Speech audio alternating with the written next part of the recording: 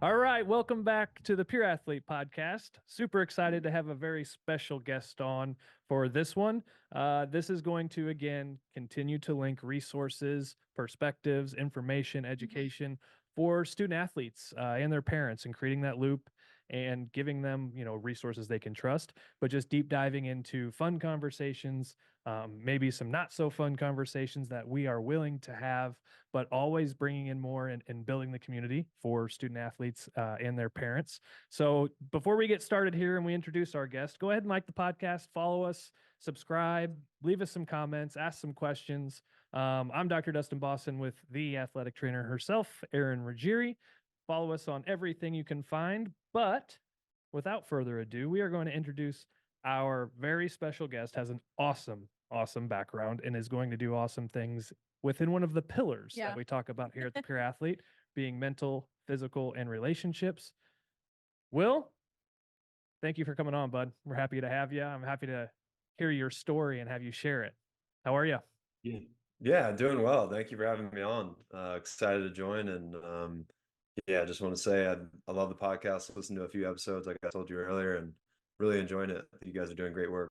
That's awesome. Thank Well, at least you. we've got one listener. Yeah, that means a lot. Oh, just kidding. We've got one listener on board. No, it's super exciting. So just a little background. Will and I were connected through a good friend of ours, and it's definitely part of, for a lot of people who are listening or clients in our office, they know this is wrapped around physical, mental, and relationships. So where this one is going is super passionate on both of our hearts. Yeah. But before that, I just want Will to kind of introduce. I want you to give us your background before you get into the super cool. I mean, everybody's gonna attach to a part of his story here, so don't give the fun part away quite yet. So take us from zero to now. Where'd you grow up? What did you do before you got to do some pretty sneaky stuff? Yeah, so I grew up in Midlothian, Virginia. It's just a suburb right outside of Richmond, Okay. and grew up with three sisters off the get-go. Gained four more through parents' remarriages. Okay. So two-step, two-half. So, the boy and the seven-sister lifestyle. Yeah, so The estrogen ocean, if you will. yeah, yeah, exactly. So I grew up with a bunch of competitive sisters, all of them way more athletic than me. One of them ran track and cross country at University of Arkansas when they were Wow. number one in the country. The one directly below me, she ran at Wake Forest and then transferred to Virginia Tech, where she immediately starting on the soccer team at Virginia Tech. Oh, wow. And then sister below that immediately went to Virginia Tech and she played soccer as well. So just competitive environment growing up, and just always trying to compete with my sisters was my childhood. I'm starting to wonder if we have the right guest on this podcast. No, just Yeah. kidding. So where do you rank in age among all the sisters?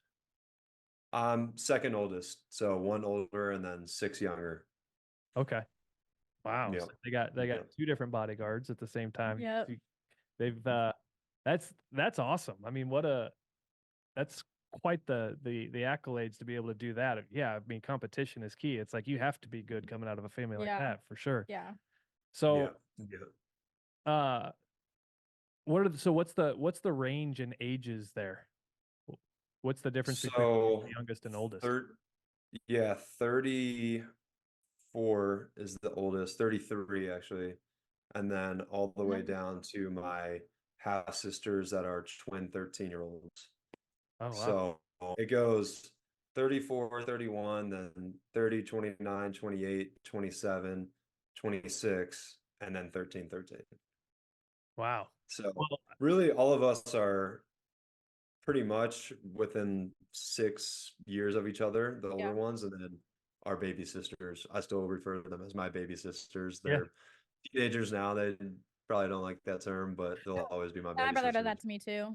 We're 10 years apart, so I'm still his baby sister no matter how old I get. Yep, that exactly. Yep. You always will be. Yeah. Yep. It's funny you say that. We have 2, 4, and 6, and we have 2 older boys. Our youngest is, well, they're all halves now. So 2.5, 4.5, 6.5. Our youngest is 2, and her older brothers still ask, "Is baby coming with us? Does baby need a drink? Does baby like?" So they call her baby too. And I guarantee you, nobody puts baby in a corner. Yeah. Yeah. So whether they like it or not, they're gonna always be that. Yeah. So that. so kind of take us through you specifically. Let's get a little selfish around Will and give us some of what you did growing up, and then how you transitioned in and out into what you're doing today. Yeah. So always was playing sports growing up. Played football, soccer, baseball, basketball. And then once I got to high school, specialized in basketball, and very thankful that my parents had us play all different types of sports so that we could kind of get a background and a feel for what not only that we're good at, but what we enjoy and what we're interested in, what we're passionate about. And I think for me, I was interested in all of them. It was just that our high school was best at basketball and I hated losing. Yeah.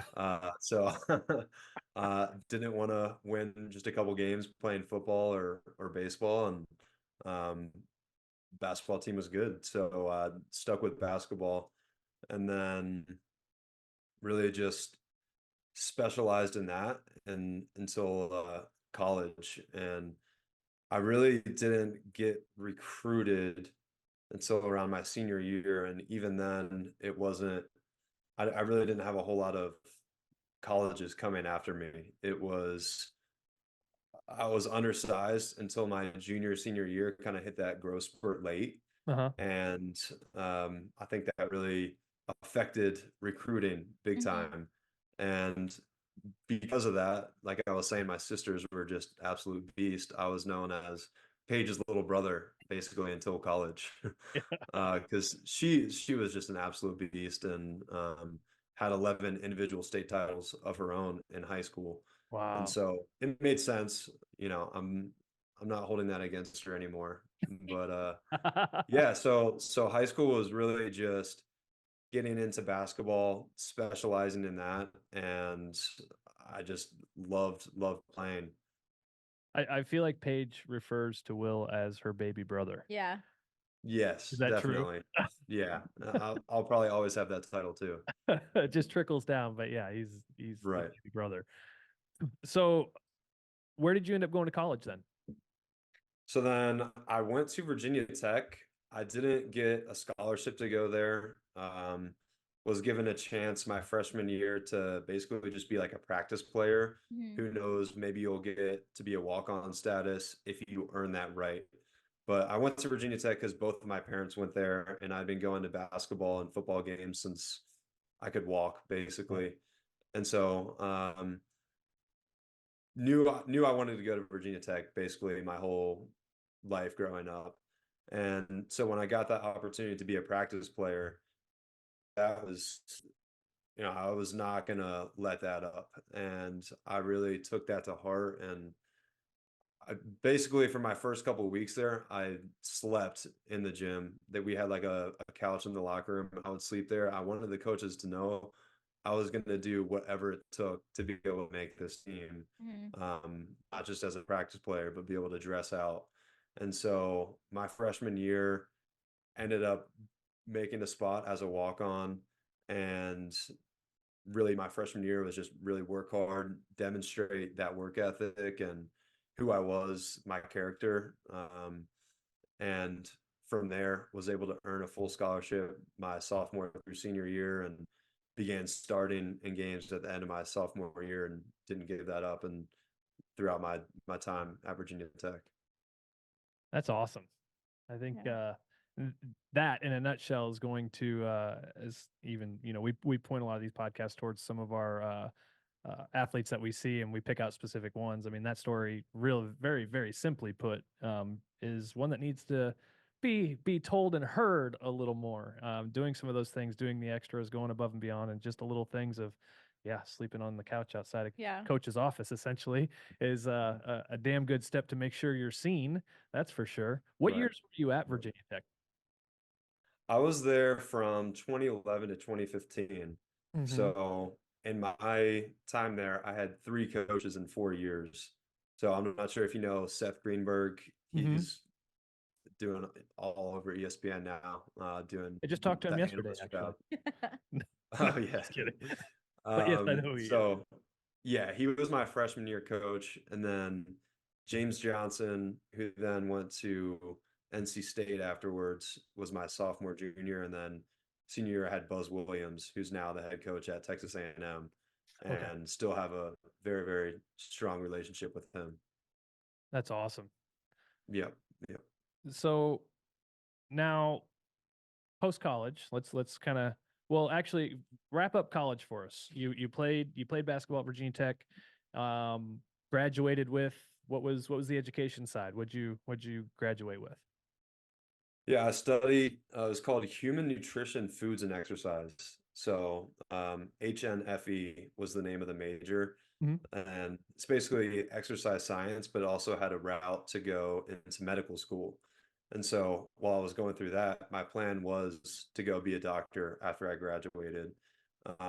It was either going to be a doctor or I was going to go try to play professionally overseas. And so going into my senior year, it was really going back and forth, like, should I go to med school or should I go play basketball overseas?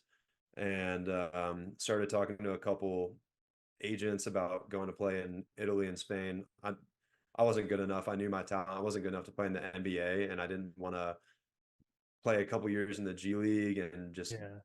kind of figure that out. That wasn't going to work out. But so I was really considering going to play overseas or go to med school, and started shadowing a couple doctors my junior into senior year. And a lot of them just didn't really give a bright outlook of what their jobs would be like. They were saying they're making a quarter of the money, working more. You're going to be in a ton of debt. You're gonna be in school for another 8 years before you're really making a paycheck. And I'm like, is this what I want to get into if someone's really advocating so much against this? And so I really kind of shut that down. And then going into senior year, it was like, okay, I guess I'm going to go play overseas. This is what I'm going to do. And then my senior year, my head coach at the time, Buzz Williams, he gave me a book on the Navy SEALs, and that changed everything. There it is. I knew Yeah. we'd get to the fun segue.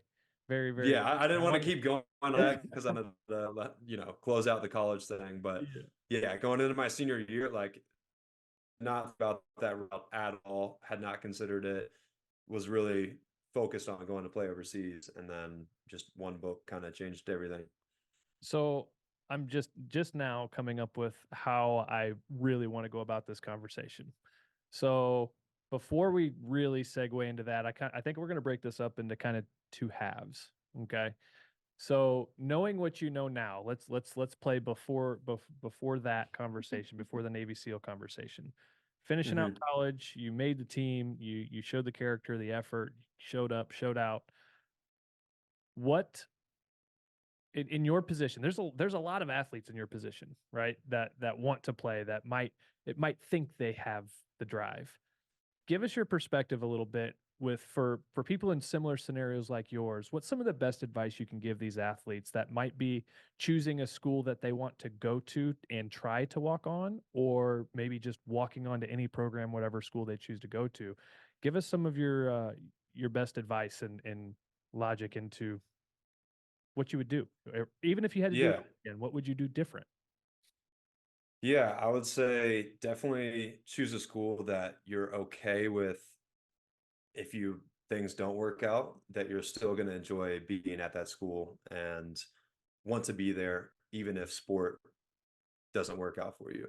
I think that was the number one thing for me, knowing that I would still love Virginia Tech, the area, the people there, the education, even if for some reason I wasn't able to carry out what I did. So that's number one. Number two would be just the work ethic part, and knowing that if you I think at that level, if you put in the amount of work that's required, you can do a lot more than you think that you can. And there's always going into that what you think is hard work now may not really be what hard work is. And even when I was in college, what I thought was hard work then, later down the road it's kind of laughable looking back. Yeah. Just the levels that go into it. And so I think advice to someone that's going into that position, or advice to my younger self, is know that with hard work, there's no limits to what you can do. And lastly, I think confidence and believing in yourself and your abilities and what you're about is irreplaceable. And if you don't have some sort of belief in yourself and that you can make that happen, it's not going to happen. And that confidence doesn't mean it's going to work out for you, but it's a prerequisite. And if you don't have it, not going to work out. If you have it, you give yourself a chance.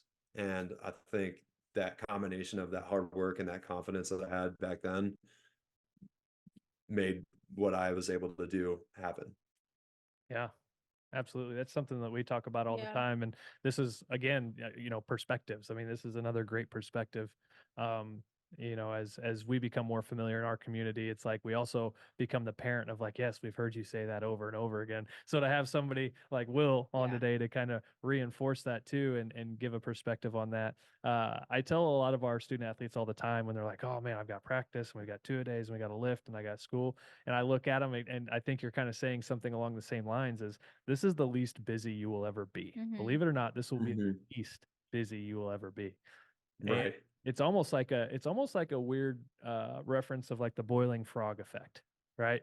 Is you get into this scenario and you're like, man, I don't know how I can do it, but I'm driven. And like you said, it's the levels, it's the tiers. And all of a sudden, what you didn't think you could do at level 1, well, now you've surpassed level 2, and now you're at level 3, and then you're at level 4, and then you're at level 8, and all of a sudden you look back and you're like, holy shit, like this much time has gone by. I've achieved this much. Having the confidence and belief in yourself to pat yourself on the back, which a lot of people don't do, which we can get into here in just a few minutes. But in looking back, same thing here. I did 8-year program in 5.5 years. Would I do it again? Yeah. Yeah. But it's like for those listening, he's shaking his head. Yeah. For those listening, if you're not listening, I'm shaking my head no and saying, yeah, I would. But you look back and it's like all that you achieve and how fast it goes by and what all you are able to do.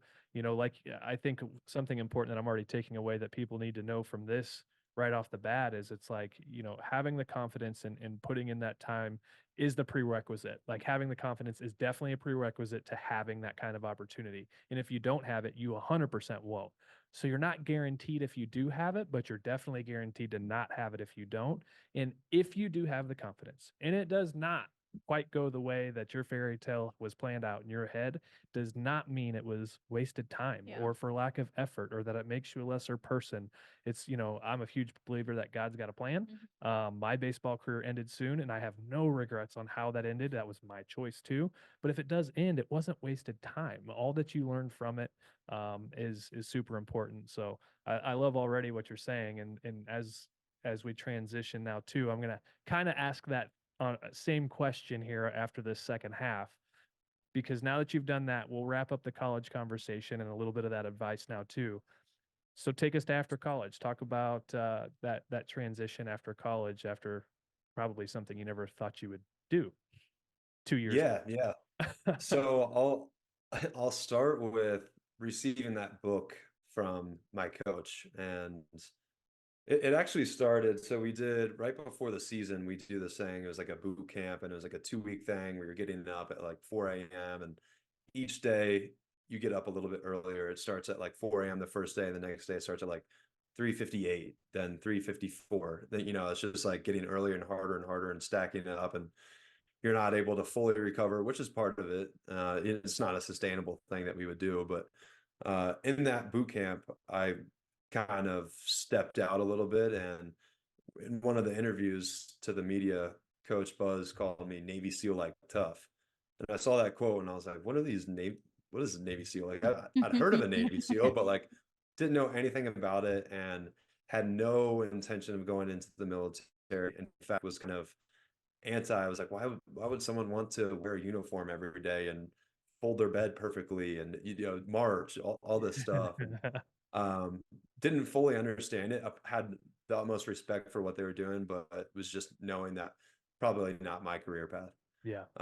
Well, I was very wrong. And he gave me a book after I'd asked him about that. I was like, what is this Navy SEAL like tough quote thing? And so he gave me a book on it. And the book is called Fearless by Eric Blem. It's about SEAL Team 6 operator Adam Brown. And when I read that, it was just, I saw the passion and, it was just a group of people that had very strong values, a hard work ethic, the utmost passion that they were willing to put their life on the line for what they were doing. And also I was at the point in my life where I wanted to continue to test myself. And so all that combined and reading that book, like, this is it. It was just like, there was no other option. That was what I was going to do. And so going through my senior year playing basketball, knew that it was going to be my last year playing, and started immediately after the season, getting ready for all the training that I was about to get into. And part of that was swimming. And as a winter sports athlete, I guess just like as a year-round athlete, I mean, you're constantly playing basketball throughout the year, whether it's summer, fall, winter, spring. And I got in the pool, I remember the first time right after my season ended senior year, and I could swim one length of the pool. And I got out, my arms over on the side of the pool, huffing and puffing, was like, oh my goodness, what have I gotten myself into? Yeah, you're like, what did I just do? Yeah, I was like, because if I go into something, I'm 100% committed Yeah. and I just made a decision. Okay, this is what I'm going to do. And so once I made that decision, I wasn't turning back. And so that first swim, even those first like couple weeks, like it seriously took a couple weeks for me to be able to go further than down and back. And so I specifically remember being in that pool and being like, whoa, this is going to be much more difficult than I thought it would be. And yeah, so finished my basketball season senior year, began training for that, met with the recruiter, was getting everything in line paperwork wise, getting in SEAL shape versus basketball shape. Mhm. And It's not that too just much different. included, yeah, I mean, I guess the pool and like calisthenics wise, I think it was a lot more long distance running versus like the short sprints up and down the court. So getting into that shape, it definitely helped a ton having that basketball background and being in good shape starting off. And yeah, so it was really just transitioning from that basketball shape to that physical in the pool, long distance running, more calisthenics, and yeah, starting to talk with a bunch of different active SEALs and guys that have retired, and reading way more books, probably read another 10 books on it, and was just trying to do whatever I could to be as prepared as possible once I entered training. So, well then let's fill in a little bit of the gap then. You almost make it sound like anybody can just sign up for the SEALs. Is that true? 100%. Yeah. I really think, I mean, I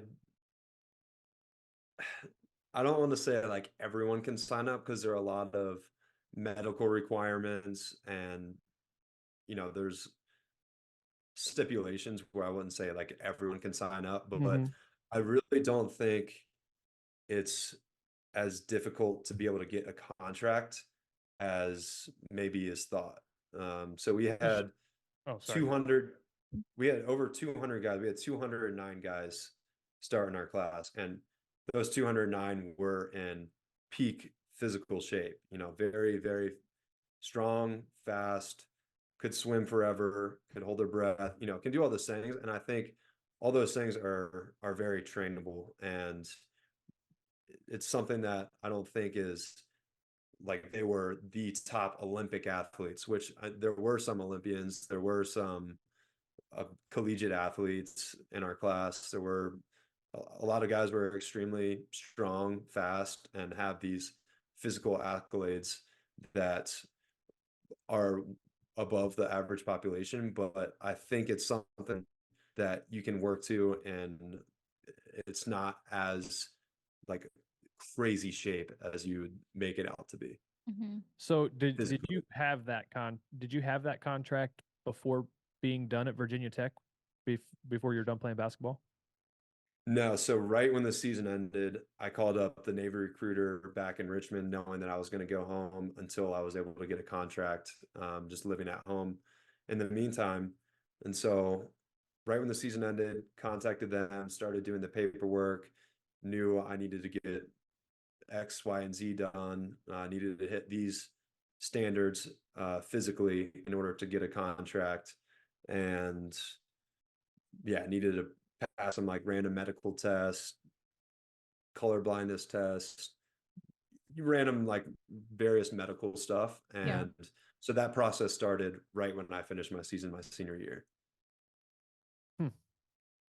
We have a couple athletes who have thought about the military route. I had a football player that potentially was going to go to West Point, and another one, actually, he just went back to Lexington, Virginia. Got a family full of Air Force, and so I'm already linking this to some of the athletes that we have.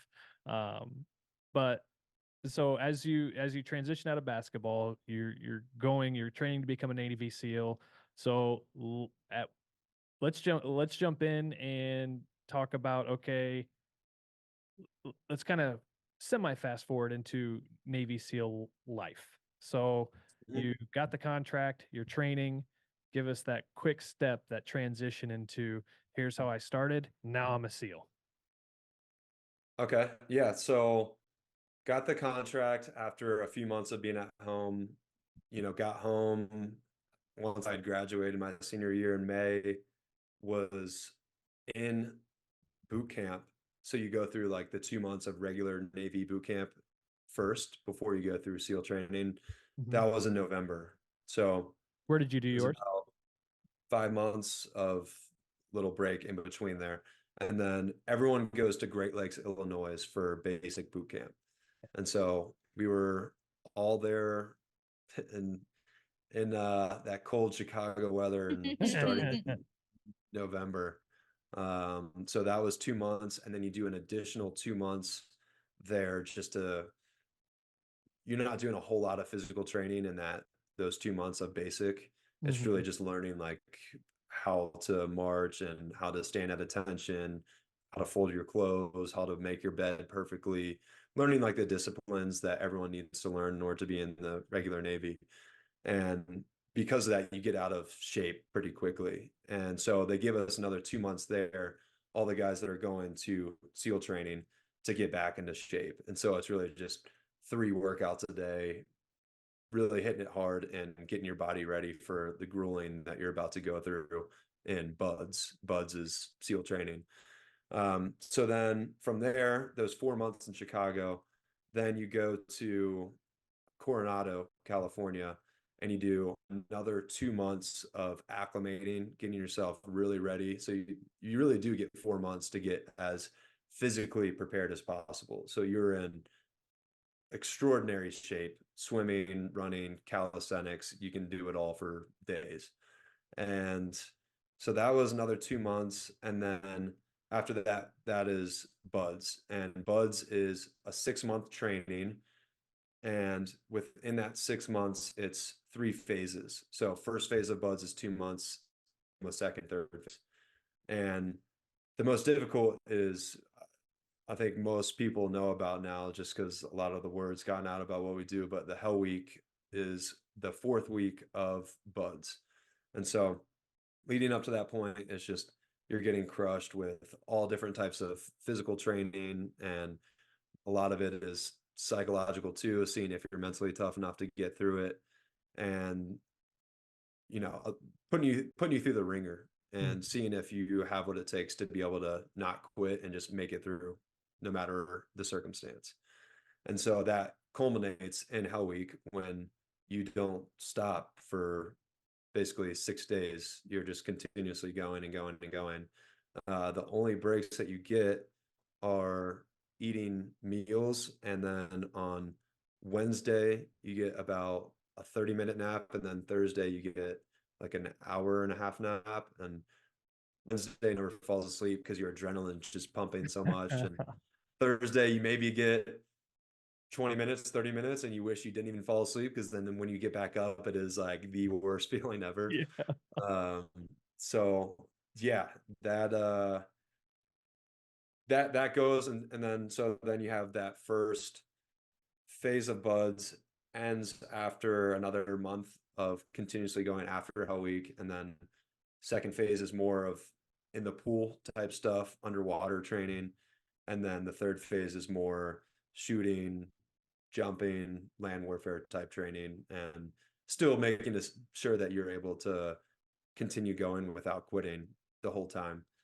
And then after buds ends, there's an additional 9 months of advanced trainings called SQT, SEAL qualification training, and it's still part of the training pipeline. They kind of know you're not going to quit, but they're always hard on you regardless.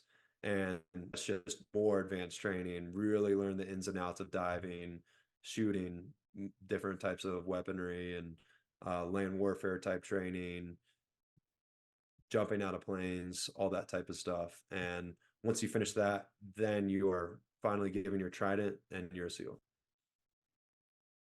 Wow. Yeah, that's I can't even pretend to know what that's like. The only Hell Week I've been a part of is your typical, really football was probably the most Hell Week I think any sport, can really, is accustomed to is football Hell Week. I was a baseball guy, so there wasn't a whole lot of Hell Week in baseball, but I think that's, I can't even only imagine what that's like. I think a lot of people, I think it's a huge asset to have and have gone through. I mean, even to half of that extent. I think, I'm sure that, and that's kind of what we're going to jump into as well, as far as what you're doing now and how that's prepared you for what you're doing. I'm sure that had a lot to do with why you're going about and doing what you're doing now. Is that true? Yeah, totally, totally.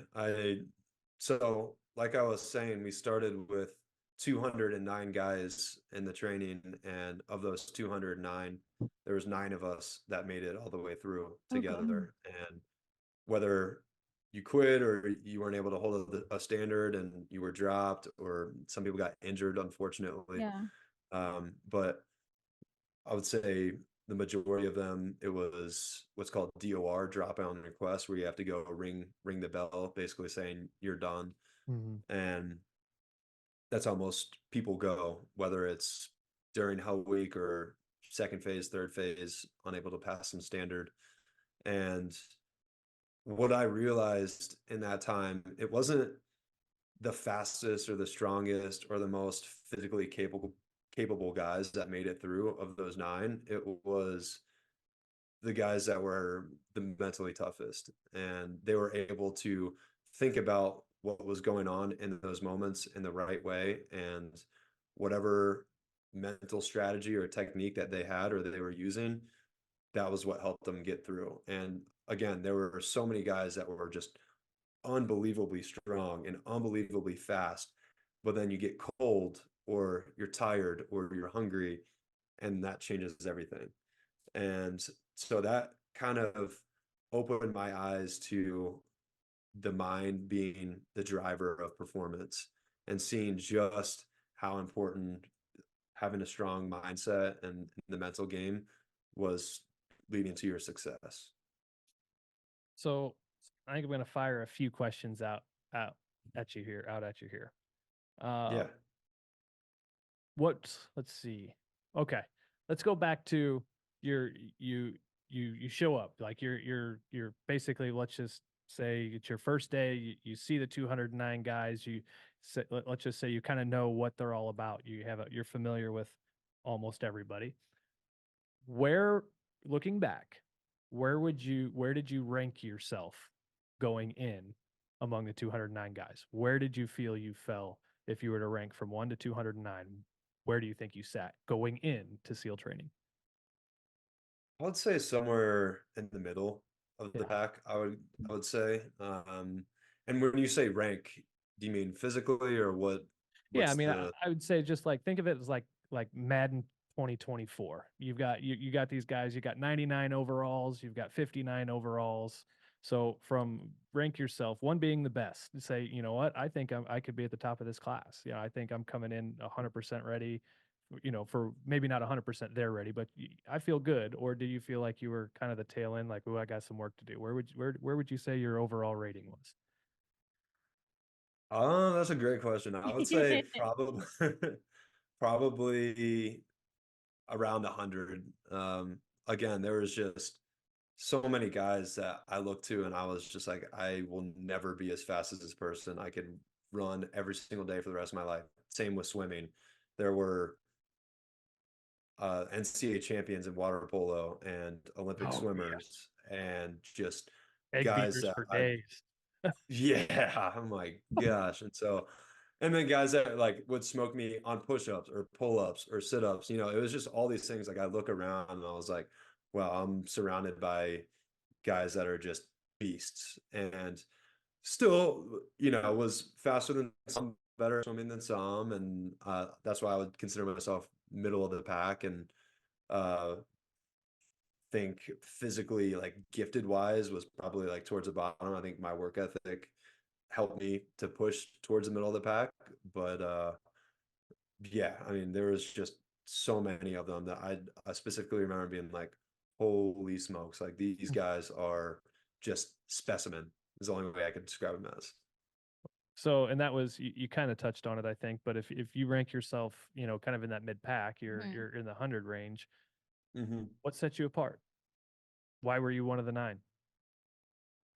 I think it was a combination of things. One was having that background, knowing that I could push myself a little bit further, seeing myself kind of compared against the guys at Virginia Tech at the time mentally, knowing that I kind of had a little something and that could push past when I was extremely tired, like knowing that it didn't really matter how exhausted I was still going to just push myself even harder. I think some of the mentors I had were extremely influential and helpful in that matter as well. My strength coach at Virginia Tech at the time, who I'm still very, very tight with, he actually just sent me the sweatshirt this past week. I see. So Yeah. shout out Coach Jackson. So he had always just really instilled confidence in me for my freshman year on, and told me I had warrior's blood running through my veins. He gave me quotes like mental is to physical as 3 is to 1, basically saying that mental is 3 times as important as physical. Gave me a quote, talent beats hard work. I mean, hard work beats talent when talent doesn't work hard. So those things like that, like he was just instilling those types of things in me, and definitely carried that with me. Coach Buzz, same deal, learned so much from him on as far as the mental aspect and hard work. And another aspect I think that really helped was a guy that I know would have been probably the best SEAL of all time. Just such a mentally strong guy, physically gifted, hard worker that mental or medically was not able to get clearance because he had been in a motorcycle accident and they wouldn't clear him. And, wanting to help do it for him and him being like, suck it up for 6 months and live the rest of your life knowing that you made it through this obstacle. And so I kind of always had that in the back of my mind. And then a last mentor, which I think was the most important advice I got out of all of it, was your reputation is set every single day. Like the second you step in, even just the basic Navy boot camp, how are you portraying yourself? How are you projecting yourself? How are people seeing you? Regardless of what you're saying, people are going to be judging you from day one. And so knowing that I wanted to not only for me set a good reputation, but that people would be looking at me. And I think just having that in my mind, like I want to have that good reputation as a hard worker, as a leader, as a person that someone looks up to and pushes past difficulty. When it's freezing and everyone's shivering, making a a pissed off, miserable face. Like, I want to be stoic. And so they see like, oh, wow, he's not fazed by this. Just little things like that, I think just gave me that little edge.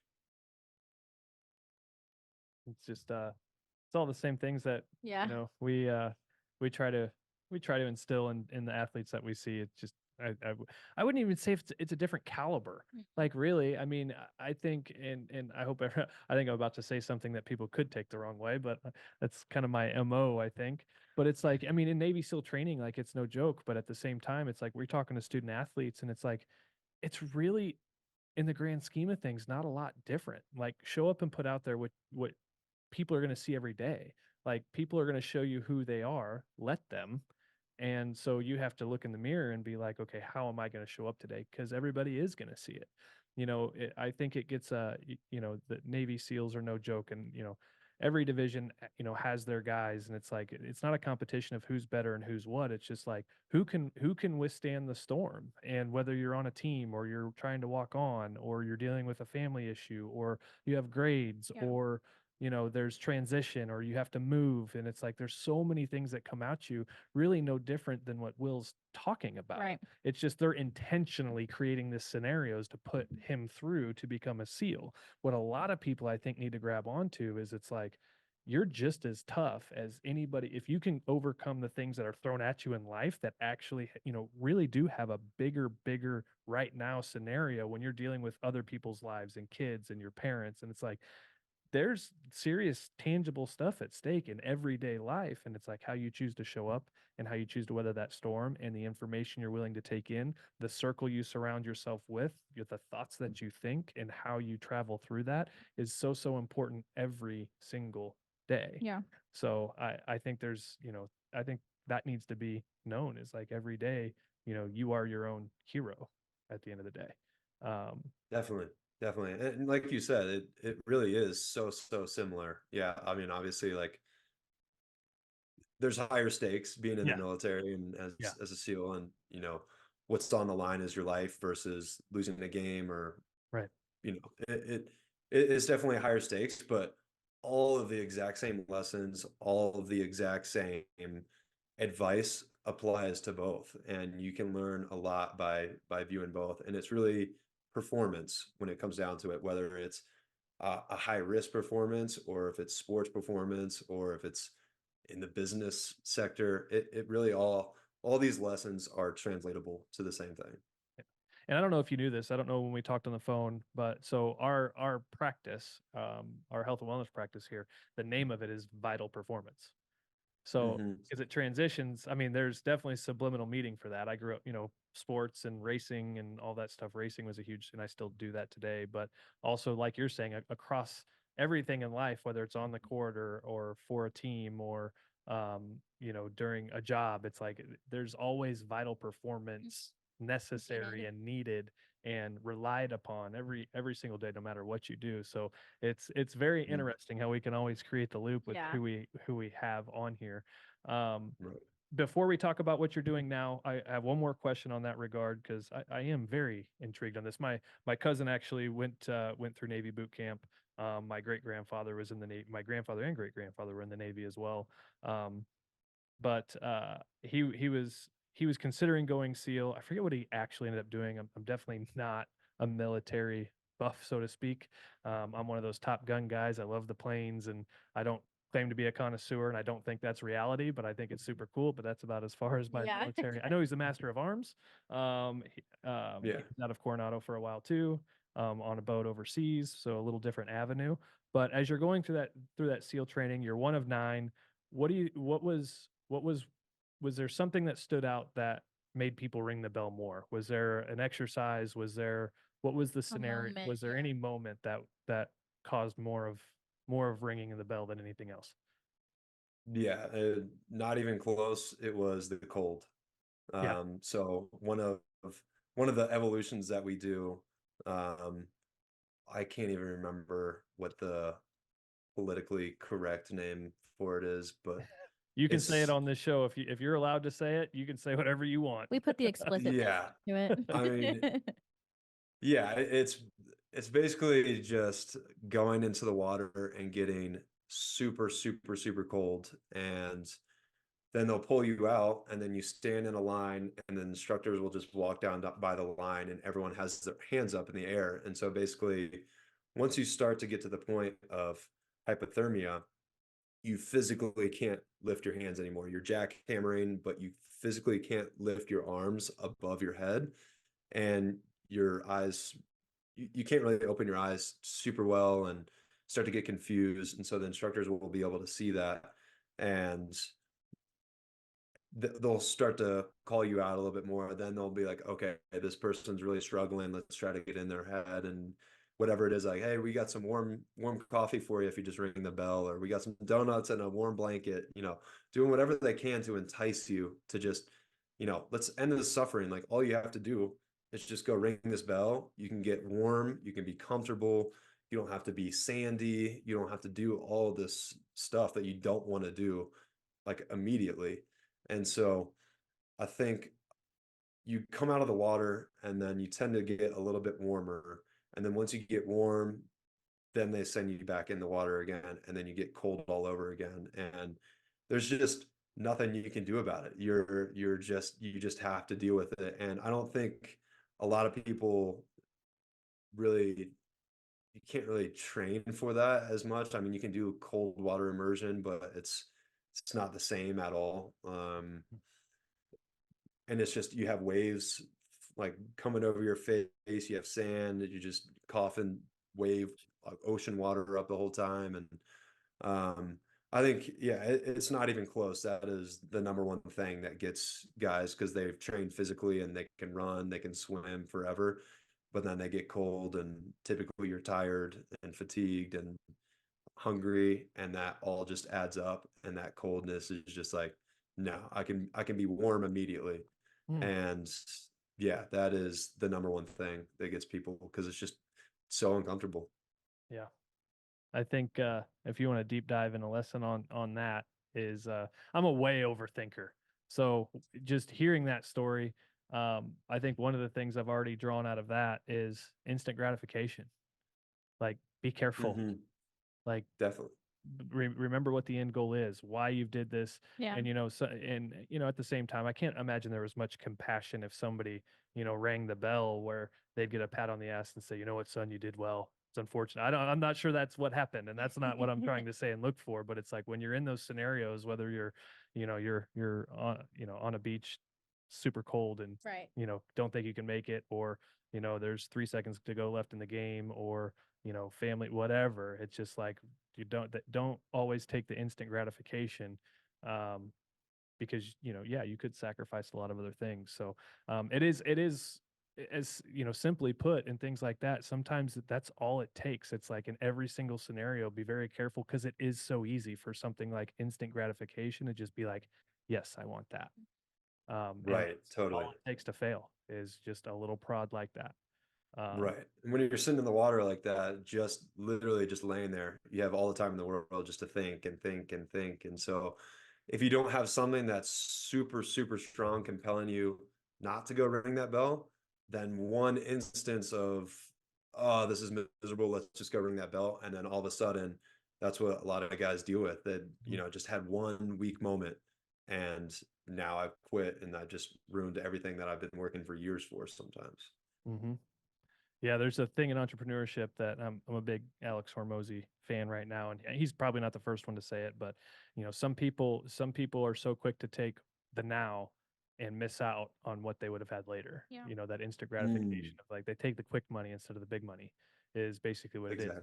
They take the quick heat instead of the instead of the house with 3 fireplaces. Like, it's Right. that instant gratification play. What was your rock as we transition to what you're doing now? Give us what your rock was. What got you through when you had to have had, a semi-weak moment. Like, what was your anchor? Yeah, definitely. I specifically remember the moment. It was Tuesday night of Hell Week, and we had started Sunday morning. So we'd been going for a few days at this point, no sleep. You're going literally 24/7. Sometimes as you're eating, you're getting sprayed in the face with cold water. So there's just no, like, comfortable moments. And it really added up, and I was so cold. Like the night had just started, knowing that like it just got dark. It's 8 p.m. It's not going to get warm or light again for another 12 hours. And I've already been going. And so we had just got in the water for that round of let's go get cold. And I just remember being like, wow, this sucks so much. And looking back, it's always easy to be like, okay, let's push through it. And, as an athlete, like say it's like conditioning or like something that's really, really difficult in the moment, you're always going to have those thoughts in your mind that are trying to tell you to stop or to protect you. It's that natural human survival instinct. But know that it's going to come where you are at a spot where you just don't want to continue. And for me, that was that Tuesday night of Hell Week. And what kept me from ringing the bell is they allowed us to write. We like little, what they call covers, basically like a hat. You could write whatever you wanted inside of that. That was like your only thing that you could like make personalized to you on your uniform. And I'd written my mom, my dad, my sister's names, my grandpa's name, and just thought of them. And really the thing that kept me from going to quit was having to hop on a call with them when they had poured so much encouragement and investment into me, and wanted to see me succeed. And then thinking of my coaches as well, like having to hop on the phone and be like, I just couldn't do it. It was too much. It was really hard and blah, blah, blah. And I know they would have been like, oh, it's okay. Welcome me with open arms and be like, you tried and all that. But I didn't want to make that phone call. I was like, I can't. And so if it had even been an option to go make that phone call, I probably would have done it. But I just told myself that it's not an option. I know everything is temporary. This is going to end at some point, whether it's in a couple hours, whether it's in the end of this week or whatever it may be. It's going to end at some point, and I want to be able to look back and make the phone call in the right way, telling them that I made it through. And yeah, then after that point, never thought about it again. Bingo. That was just over 24 hours in. 36 hours. Yeah, I think it was like 48 hours in. Yeah. It was about 50 some hours in. So yeah. After that was in for the long haul. Well, if you've tracked along with us so far with that, I think that's a pretty good insight. And I think, some people might be privy or working on learning. I think that's kind of been a thing over the past 10 years or so. I think a lot of people have been diving into, some of these books and reading some of these things and some of a couple of the SEAL books that are out and things like that. But that also, again, sets you up for what you're doing today. So if you've listened this far and kind of attached to that story and heard what he's about, that's exactly why, Will, you're doing what you're doing today and what you're set out, and really another awesome reason other than who you are and your previous athletic background. But again, let's talk about, even the resources we're trying to bring in what you're doing today. So now what's the plan? What's Will up to going forward? Yeah, so got out of the SEAL teams mid 2020.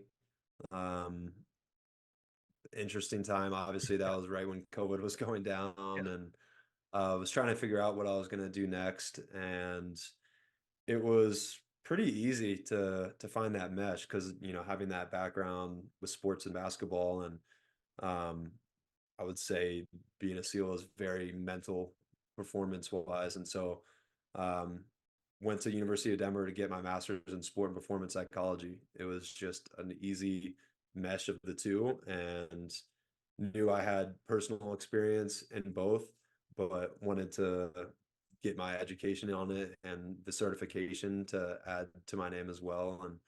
And obviously, like there's a lot to learn. What works for me may not work for this athlete or a person here. And so wanted to learn the various ways that I could be able to help all performers, whether you're an athlete, high risk, in business. It doesn't really matter what you do. You're a performer in some way. Be able to help them unlock overcome some of the hurdles that they were going through, or just maybe they weren't going through some mental struggles, but they just wanted to be better and knew that there was more. And so what I do now is work with these performers, again, of all various domains, and help them reach that full potential or overcome some mental block, or just enhance, or just be able to be better than they are right now, knowing that there's more. And I think it's extremely fulfilling to be able to work with an athlete and then they come back, it's like, oh, like, thinking about it better, like I was able to overcome this. Or I'm working with a baseball athlete that's been in a slump for months, and then all of a sudden they're going up confident to the plate and they hit a home run. Just being able to hear from them, like some of the success stories. And even if it's not like immediately, like I'm, going from this one session hitting home runs, it's not always going to be like that. In fact, it's rarely like that. Yeah.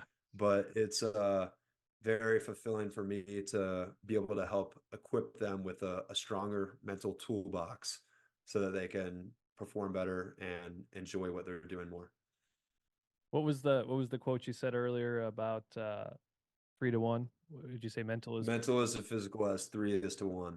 okay. That's one of my favorite quotes of all time, and I truly believe it. Whether it's 3-1 or 2-1 or 1-1, whatever you believe it is, like at this day and age, everyone knows how important the mind is to getting them where they need to be and to finding success and whatever venture you're on.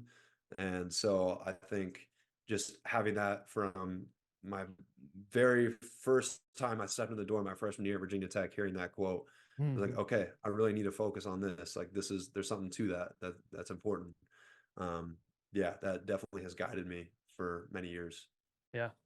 The podcast we just recorded for our weekly podcast that did it drop Wednesday? Yeah. It dropped Wednesday. That, and when we talk about this a lot, is emotion will cloud judgment decision making all day long. And I say that because one of the quotes that I love too, and that I point out, I always ask, a lot of my athletes and even my other clients, I'll say, tell me something good. And sometimes like, oh, nothing good today. I'm like, man, you are 6 feet above ground. You are breathing. You're warm inside. It's 0 degrees out. I'm like, there's plenty. I was like, I'm not, I'm not prodding too hard. Did somebody buy you coffee? Like, give me something. And they're like, well, it's just, and one thing I tell a lot of my athletes, it's like, whatever you think, you're right.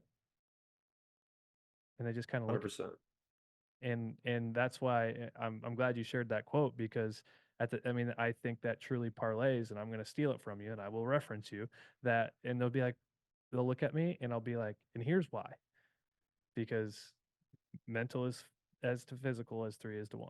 And so that's super cool that I appreciate you sharing that quote, because it's along the same lines. And it's like, whatever you think, you're right. And that is tied to the mental side. It's like, I don't think I can do it. You're right. But you can also think you 100%. can. What if it doesn't work? Well, what if it does? So I think it's super cool that that you've gone on and to do some of the things you do and relate it in that way. So you get your master's, you start working, with some clientele. What's the goal going forward? I know we talked a little bit off air on some of the things that you're getting your feet on the ground with what you're going to do going forward. I don't know what all you can release or want to talk about, but at least give us the generic version depending on what you want to say. What's some of the goals for 2024? What does Will need? What's Will set out to do? Yeah, just feel very excited about the future and what's to come. You know, doing my own one-on-one consulting with mainly athletes right now, and building that LLC out, in the process of building my website now. So when that's up, I'll shoot it over to you and Yeah. have you give me some feedback on that. But yeah, so just working one-on-one with clients, mainly athletes, anyone that is wanting to improve in whatever it is that they're doing, like those are my ideal people to work with. And I really enjoy working with people that are driven and committed and just want to get better, curious about what it takes to get better, just haven't found it yet. that, and then there's some other things in the works that once in a couple months it'll be released, and I'll be able to talk more about that. But yeah, hopefully going to be starting to work with some professional athletes as well, and people that are trying to make it into the pros across various sports. So yeah, just some good things in the work, and always just working on myself as well, and wanted to read as much in the field of mental performance as possible, listening to podcasts like this. Again, this has been, you guys put out great content, learned a lot from you, and just always want to continue improving, and looking forward to a great 2024. Yeah, I'm excited for that as well. Like I said, we talked on the phone a little bit, and I'm excited to wherever, like even if it's not here, wherever you end up, I think we need to meet up in person. I'll fly. I'll fly to wherever you want to go. If you need a vacation I'll come to Denver. I don't care. Yeah, I'd love to hang out. I love what you're about. I love your aura. I think, I mean, the SEAL background is great, how you come off, and I think so that can intimidate some people. I don't think you fit the stereotype of who people think a SEAL is. right. Don't prod them. Yeah, no, I think like we were talking off the get-go, like being genuine and authentic, like that's not me. Like me, I'm not a David Goggins personality type. I'm not a Jocko, just always. I just feel like the switch is always on, and it's important to be able to turn it off, and that kind of mentality and way of living. I think it's awesome, the things that they do, and I think it's great, and there's definitely nothing against it, but that's just not my Right. personality type, and I would be disingenuous. I wouldn't be authentic if I tried to be that type of person. And um yeah, I really vibe with you guys being authentic and genuine, and having that as a core value of this podcast and what you're about, because I think that's extremely important. And yeah, like you said, that's just not me. Perspectives. It takes a village. It takes a Right. bunch of different perspectives. If all nine of those guys were those guys, it's like, I don't think that's ever a class in even something as elite as Navy SEALs. You're not going to have nine of the same guys, nor are they Right. looking for nine of the same guys. They're Right. looking for the guys who have the abilities, but the perspectives, the angles, I believe, are so important innately in anything you do. There's not one business that has all of the same values and perspectives and drives and means and collaboration. They don't all act the same way. So I think that's Right. cool. Well, as we kind of wrap up, I want you to drop a couple freebies for a lot of our, whether it's parents or student athletes that are listening. We see a lot of right now 10 to 22, 10 to 24 Yeah. are basically probably 80% of our clients now, and their parents that are, I tell people we see student athletes and their parents trying to keep up, is probably 70, 80% of our practice now.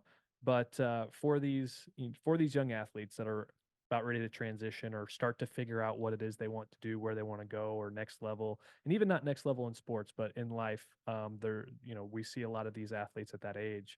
What are some of the key things just right off the top to get their mind spinning on maybe some tips, tricks, hacks, or a couple one-liners or quotes that they need to focus on? What would be your kind of 3-minute session of, like, if I could say anything to that age group, here's what I'd want to get across?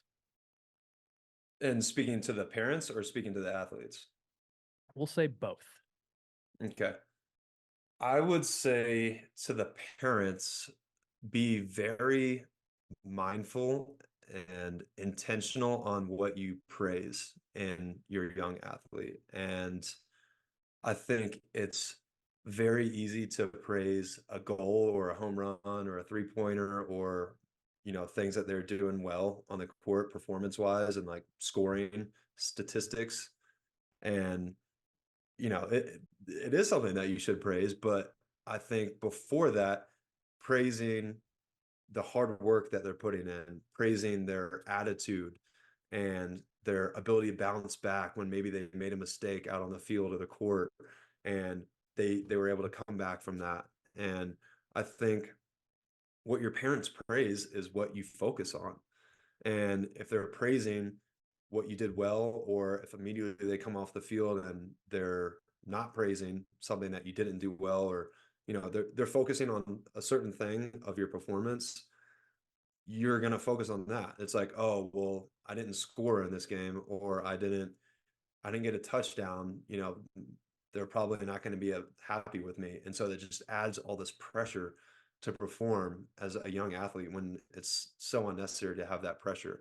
Whereas if they're praising your hard work and just having a good attitude, no matter what's going on the field, no matter how you're playing, they're praising you making a mistake and coming back from that and still being able to, that resilience that you have. And maybe they're praising your discipline and getting the game early and having a good warm-ups. Like, okay, I'm really going to focus on those things, and those things are what is going to make an enjoyable sport experience, and not just enjoyable, but a mentally healthy and just a better experience overall, because you're not always going to perform well. In fact, you're probably going to have more off days than you are good days. And so if your parents are praising that hard work, then it enforces that growth mindset. And that's so, so important. And I think it's something that really needs to be highlighted in this day and age, where, you see the highlight reel, you see the Instagram, just the snapshot of what was good. Whereas if you're praising the hard work and the attitude and all those things, those are what the kids are going to focus on. And I think in the other side of it is the young athletes is communicating with your parents what is helpful for you, as far as like communication wise and that feedback wise. And I think a lot of times right after a game, a parent will want to try to give you that feedback, and right after a game, you're probably riding that emotion they were talking about from the game, whether it's a good emotion or a bad emotion. You don't really want to hear from your parents at that time, especially when it's a negative emotion. They're trying to give you, oh, do this, do this. No, like, just communicate that with your parents. Like, hey, can we talk about this after dinner? I just need a couple hours. Or, when you said this to me, mom or dad, like, whatever, just really try to be more open in your communication with your parents, because I specifically remember when I was in high school and getting feedback from my mom at one point, or my dad, and my parents were the greatest, most supportive parents ever for an athlete. And I specifically remember like giving them just some type of feedback, and they were like, "Oh, I didn't know that was helpful for you." Like, you know, just an example of it, it was like I would get off the field and it was like, "Hey, like you should have passed it. Like, you saw this," but it was like, I really appreciate you giving me that, but like this is not what's going to be helpful for me. It's maybe at this time, maybe later on you could tell me, but right now I just need to kind of process on my own. And I just remember like them, it was just kind of nodding like, oh, okay, that was helpful for me to know. And so just having that open communication with your parents, and then parents making sure you're being very mindful and intentional about what you're praising in your kid. I think those two things are really, really important. Can I turn this into a one-liner? Would you Yeah, go turn for this it. into a one-liner? Because I'm going to Go kind of for it. challenge the parents too, because we talk about this a lot. Yeah. Before I'd say the one-liner, let's start with the student side, because we literally had a talk last night, where we talked in front of a class for one of the dance studios here. And one of the things that I kept hitting, because nobody wanted to raise their hand and ask for what they needed. We did like ask you anything, and you're literally saying the same thing as we told them. We're like, you have got to learn to communicate with not only your parents but your coaches on what it is you need, because this is about you. I was like, you guys all the time want everything to be about you. I was like, but the perspective of which you come at it is very, very important. This is about you. And unless we know what you need, what you want to work on, it's like we can create a layout for you that's a blanket statement for all of you in this room. I said, or we can start to cater this to what it is you need, but it's your job. It's your future. It's your talents that you need to communicate, that you want to work on going forward. But the one liner is don't praise a statistic. Praise the scenario Yeah, and work ethic. Don't praise a statistic. right. I think that's something, even in my kids, I think my dad was very vicariously through us, which I could appreciate. He had some of his sports taken away. He was legally blind in one eye, and I could tell, he, would live vicariously through us, which was super gratifying, flattering, was a big anchor for us. We always wanted to do well. And I would say he was fairly good at rewarding some of the scenarios, but reward the scenarios and the work ethic. I don't want to say trying, I don't want to pat on the ass when a ground ball goes through the legs and you say, that's okay. It's a good try. No, it's not a good try. So be careful praising it in that way too, but don't praise the statistic. Praise the scenario. Praise the things that you don't always think about. Yeah. The underwater iceberg. Praise that part. But don't praise the statistic. Love that. Yeah. And it's so important because I mean, when you praise that thing, that is what that student athlete is thinking about. Like, okay, this is what I'm going to get praised about. And is it my talent, or is it a 3-pointer I made, or is it the hard work that I put in my attitude and my ability to bounce back, all those types of things. Like that is, they know after the game, I'm going to get praised on this or this. And so then you start to focus on those things. And when you focus on making a 3-pointer, you're not going to make it every single time. And then when you don't, that's when things start to go awry. And yeah, I just think that's so important. Yeah. Well, we can definitely do a part 2 on this. I think I'm hopeful that we can find a way to collaborate, and I think we will, depending on what some of the future things hold for you. But I think we will. I think you've got a lot of knowledge. You're young and relevant like we are too. I think honestly, that plays in our favor. I think we can make a huge impact in this generation and even the next generation. I think is really what we're set out to do as well. But I'm super excited to dive in on the mental side. There's too many athletes that get praised by a statistic, and it's no fault to anybody's. I just don't think there's enough resources or enough conversation about that yet. But it can also set them up long term for failure, which this can be on part 2. Is if you praise the statistics and they're like, well, I can make 3-pointers all day long, but I still don't have any recruits. I'm not. It's because there's a whole other bigger picture, and you get what you focus on. You want to make threes, you're going to make threes. But is that, are you being praised to do that? Is that why you're focusing on it? Because how to get recruited and how to be well-rounded and the relationship side and the physical side, there's so many more perspectives and angles that you have to come from. And that's something we can probably talk out in round 2. But I think that we can relate, and like you're about to relate to so many athletes. I think that's a huge, and not letting them attach to praising themselves. Like, man, I did good. I went 3 for 4. And it's like, yeah, but you also had 2 errors. You also threw your bat on that one strikeout, and you killed the morale of the dugout. And, there's so much in that I just love. I don't claim to have it all figured out, which is why I love people like you that are more, professional and well studied in that area to even bring more perspective and tangible shifts and outcomes to be able to work through that, which I think is very, very important. Yeah. Sure.